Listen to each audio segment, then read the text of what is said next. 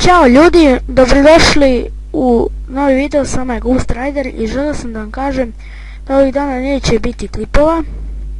To je zato što imam mnogo obaveza oko škole, imam dosta ocena da ispravim, tako da moram malo da se posvetim školi.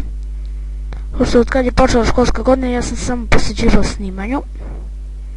Nisam ništa radio što se tiče škole. Tako da od sada morat ćete malo da se strpite dok videa. Kao što je Iva radi, počela je manje da snima, a češće, a više u školi bolje. Tako da ja moram da se potrudim mnogo, jer inače neću biti dobar. Ali moram, i verujte mi, klipovi će izlaziti često i da, možda izbacim neki video tu po školi, ali ne verujem, teško ćemo to. Na odmorima, ali vjerojatno izađu i na odmorima, što da ne. Možda snimimo upoznavanje, to se zna. Dobro ljudi, ovo je bila samo kratka najava da vam kažem zašto neće biti videa i da vam najavim pitanja i odgovore.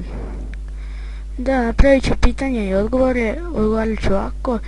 Znači samo mi recite, samo napišite u komentarima ovog videa koja pitanja vas zanimaju i ja ću potruditi se da odgovorim na što više.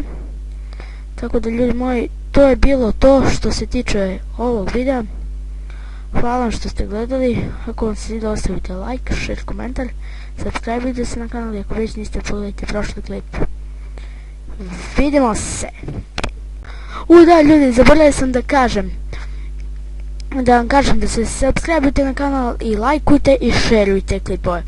Znači hvala svima koji mi pomažu, koji mi šeruju po Facebooku, Instagramu i ostalim društvenim mrežama. Hvala im koji mi pomažu na bilo koji način, pričaju društvu za moje klipove.